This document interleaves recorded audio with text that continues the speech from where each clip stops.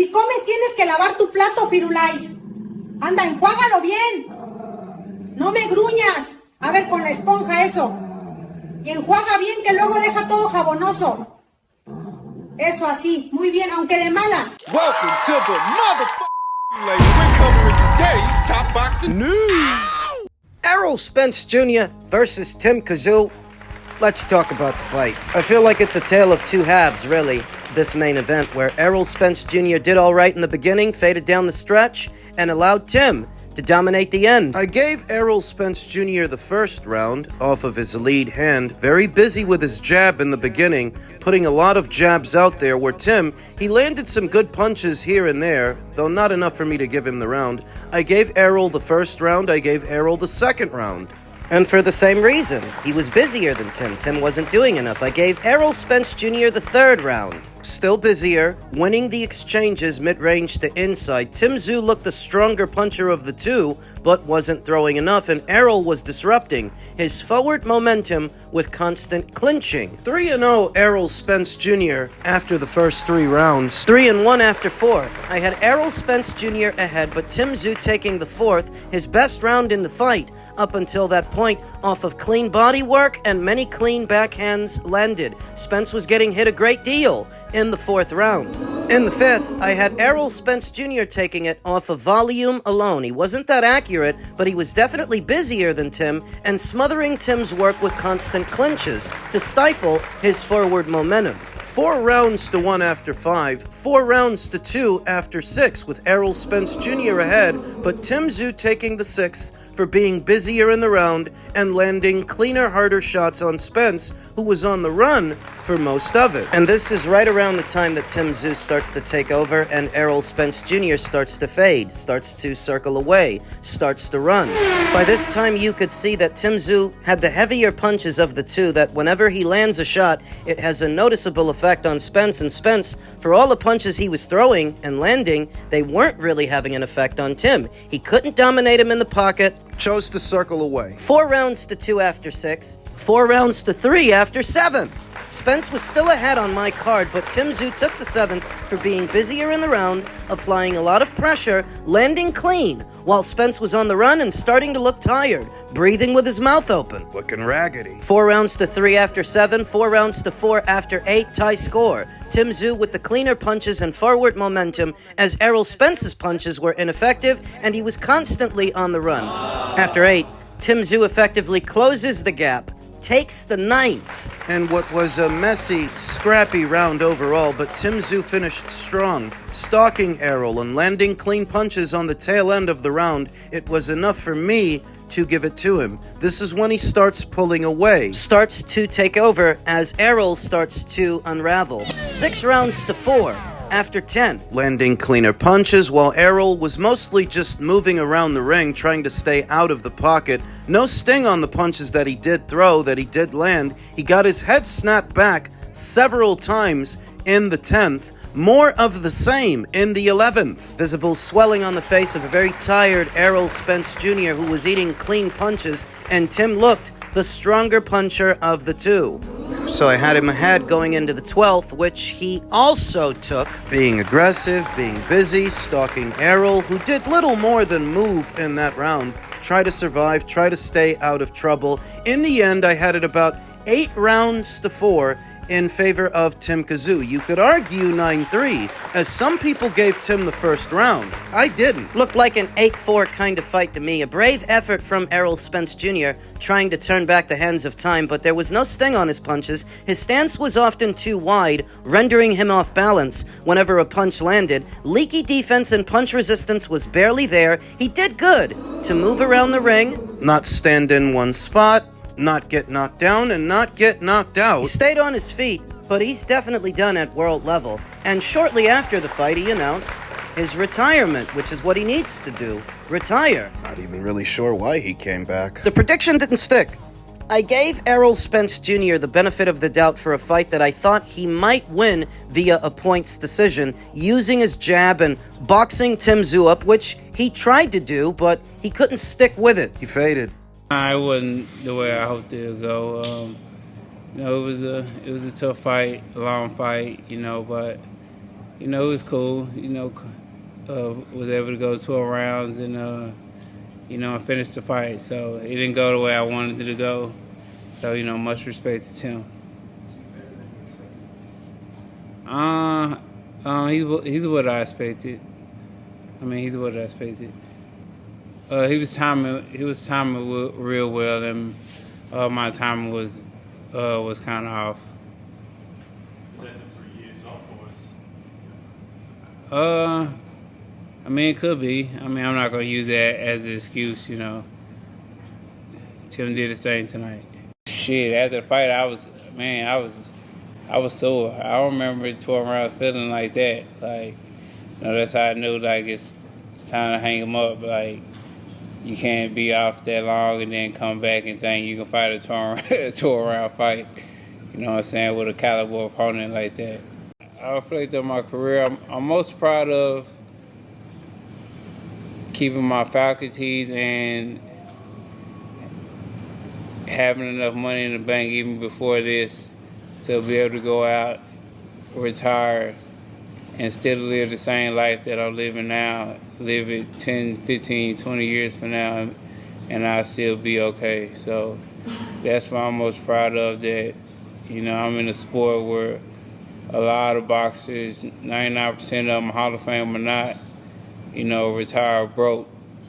And, you know, after this, even if I didn't have this fight, I would have still been okay. Reacting to the fight, Errol Spence Jr.'s subsequent retirement, former champion Danny Garcia said inactivity is a bitch. Spence lost to somebody he's better than because his mindset wasn't able to go back to champion level. Excuses. Your skills are a plus, but the mindset is what makes you a champion. To which Ringmasters TV responded, what's even more wild is, he beat you post-car accident. Like you couldn't do what Tim did. Exactly. You couldn't beat a guy who was sent flying 20 feet in the air by a Ferrari. Look in the mirror, Danny boy. I think a lot of people need to do that on the heels of Errol Spence Jr.'s second career loss and his subsequent retirement, because there's still a contingent of individuals who wish to continue to make excuses for him and the decisions that he made. Don't sit here and tell me that Errol lost to somebody who he's better than as a way to take the credit away from them. Tim did what you could not do. Errol was coming off a year of inactivity and a horrific car accident when he fought you, but he still beat you, and he couldn't beat Tim. It's not like Tim hasn't been through the ringer, just like Errol. You know, when Errol loses to Terence Crawford, he's the one who decided to stay away from the sport for 3 years. When Tszyu got flatlined by Bakram Murtazaliev, he didn't do that. He decided to keep fighting, to get back in there. He didn't let the ring rust collect, like Errol did. So don't deprive him of credit. Even if it's not a victory that I read too much into, I know what you're doing. This is a dry way of saying that Errol's better even though he lost. This is what you guys have been trying to do ever since he lost to Terence Crawford. Blubbering about the car accident, the fucking car accident, but didn't Terence try to fight him before the car accident? And whose bright idea was it to keep putting the fight off so that when you lose, you don't get to use that excuse? I feel like yesterday's fight and Errol Spence Jr.'s subsequent retirement is indicative of the American state of boxing and the state of the American boxer. Not just the fight itself and what we saw, but what happened on the card, in the build-up, that Charlo was denied access into the country due to his criminal record, that Stephen Fulton came in a whopping 9 pounds over the originally contracted weight of 130. He asked them to raise it to 133, and they did it so that he could still come in 6 pounds over Errol Spence Jr. His fight with Tim was originally supposed to happen at a contracted weight of 158. Who requested they add 2 more pounds? The American. You could look at everything that happened with this card as a perfect example of what's wrong with American boxing and what's wrong with American boxers. These are just a bunch of high-priced, highfalutin fuck-ups. Not worth the money they're asking for. Sore fucking losers, excuse makers, and hardly the gold standard in the sport anymore. So it's no wonder that boxing in America is not what it used to be when this is what we have to look at. Every single fighter on the show shit the bed. Every single one. All unprofessional, undisciplined, all of them. It's probably better that Tim won and Errol lost because Tim wants to keep fighting and he wants to keep fighting for belts. For all of those paying customers who either paid to be there or paid to see it at home, it's probably better that Tim won because look at what the Americans did. It was supposed to be America versus Australia. That was the entire theme of the show. The effort, the legwork, the money, the promotion, so that most of the Americans on the card can fuck it up. It's better that Tim won. It almost makes up for all the Americans, practically all of them, shitting the bed and pretty much ruining the show. I don't want to keep hearing about what Errol Spence Jr. has been through because it's not like Tszyu's had it easy either. What happened in the two Sebastian Fundora fights, the knockout loss to Bakram Murtazaliev, he's been through the ringer too. They both have. If Errol Spence Jr. would have went in there and dominated Tim the way that Tim dominated him, you guys would be the first ones shouting it from the rooftops that Errol Spence Jr.'s back. The big fish is back because that's what you did when he beat Danny Garcia. That's what you did when he stopped Ugas, so that as soon as he loses... You can pull out the fucking violins. Hey, what's up, guys? I am waiting patiently for Tszyu versus Errol Spence. Obviously, Boots Ennis is top priority for Vergil Ortiz. That's what we're shooting for. But imagine this. What if Errol Spence wins tonight? Huge showdown in Dallas Cowboys Stadium. Or if Tszyu wins, huge showdown at T-Mobile Arena in Las Vegas with Vergil Ortiz. Give me your thoughts. Let's go. My thoughts. I figured that Vergil Ortiz and his handlers would have their eyes on the winner of this fight for the simple fact that they have been deprioritized by both Jaron Ennis and Sebastian Fundora, neither of which seem to want to give Vergil Ortiz a shot, as they have bigger fish to fry. Boots' focus on unifying titles with the other champions at the weight. Sebastian claims to want to do the same. I think what this accents most from Oscar De La Hoya and Team Ortiz is that they are all but done at 154. That is what I suspect. That Vergil is on the eve of moving up to the middleweight division, and he's going to stay there moving forward, because that's where this fight took place. It took place at 160. It's where Tim's going to fight moving forward. I think that's where Vergil is going to fight moving forward, but is he barking up the wrong tree and pursuing Tim Tszyu, who won yesterday's fight? He might be. Because the thing is, Tim Tszyu said in his post-fight interview he's staying at 160 and he would like to fight for a title. He mentioned Erislandy Lara, which would in effect make Tim Tszyu a two-division world champion if he were to have that fight and win that fight, whereas fighting Vergil, what does he get for fighting Vergil? What does Vergil bring to the table? So Oscar, if you're listening, here's what I recommend. Since you might get the cold shoulder from Tim Tszyu, what you should do is pursue Jesus Ramos, the WBC's interim champion in the middleweight division, who's very close to being elevated to full champion. If what you want to do is put Vergil in a fight that he can have and he can win, that may get him a title, put him in that one. Jesus Ramos is not otherwise preoccupied with anything. It would be a big fight for him. I think he would accept it. He might before Tim. Before him, because Vergil doesn't have anything to offer him. He wants a title. Vergil doesn't have one. It's the same thing as what you see at 154. Vergil Ortiz does not represent such a great financial value to anyone that fighting him, just fighting him, is some kind of an incentive. He brings very, very little to the table. Get him a belt, and that could all change. And I think the quickest route to a belt for Vergil Ortiz may be going the WBC route, but at 160 instead of 154. So when you talk about Vergil fighting Tim, I just don't see it happening, because I get the impression that No Limit, they want to keep him in Australia and bring the opponents to him. Talk about a Lara fight. Erislandy Lara, 43 years old, a two-weight world champion currently in possession of the WBA middleweight title, last in action in December of the previous year.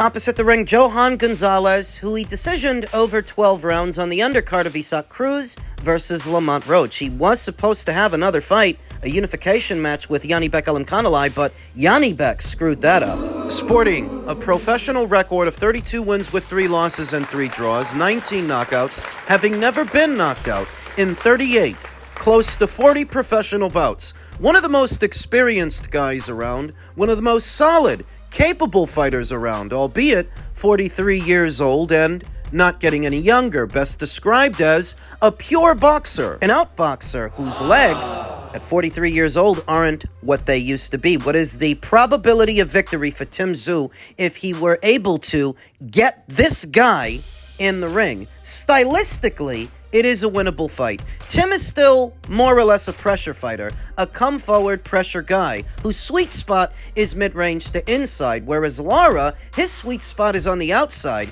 behind his jab. So if you can close the distance on him and keep the pressure on, you can get his age to show up. Get him to look his age. In theory, you can. Evaluating Jeff Fennick's version of Tszyu.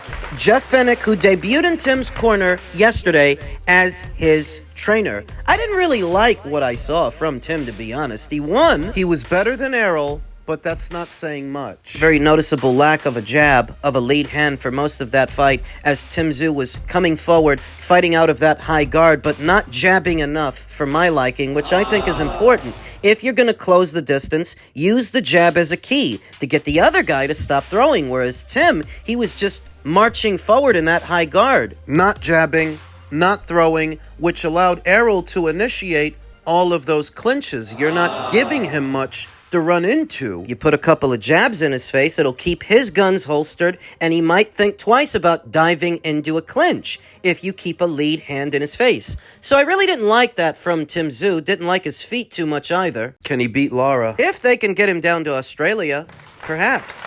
And if they were able to get Errol Spence Jr., who's a bigger name than Erislandy Lara. If they could get Errol to go down there, they could get Lara to go down there. I don't see why not. For a title fight, which would give Tim home field advantage, a leg up on the judges' scorecards. Erislandy Lara, as experienced and capable as he has been, has only been able to stay in the winner's bracket this long because he barely fights. And when he does fight, it's not really against anybody good. I mean, Greg Vendetti, Cornflake LaManna, Gary O'Sullivan, Michael Zarafa, Danny fucking Garcia. He did manage to stop Danny fucking Garcia, but you guys know what I think about Danny. In Alaska, Johan Gonzalez. Who the fuck is Johan Gonzalez? See, Lara's definitely more experienced than Tszyu, and he could theoretically be a handful, but there's a lot of angling to him too, ever since the draw against Brian Castano. All the way back there in 2019. He is currently on a 7-fight winning streak, but most of those 7 fights are against no-hopers and nobodies. So that explains how he's been able to stay in the winner's bracket for this long. I think he could lose to Tim at 43. And he could be coming off of a year layoff the night of the fight. Tim just fought, right? Right, and close to summer's end. So there's still enough time remaining in the calendar year that he could return in, say, November or December against Lara. And if he does, well, that's approximately 1 year from Lara's last fight. Another guy coming off a long layoff. If Tszyu is smart, he'll look to get that guy in the ring later on this year to exploit that and lift the WBA title from him. I do think this is a fight that can happen. It's a fight that Tim can win. Both affiliated with the PBC, right? It could happen.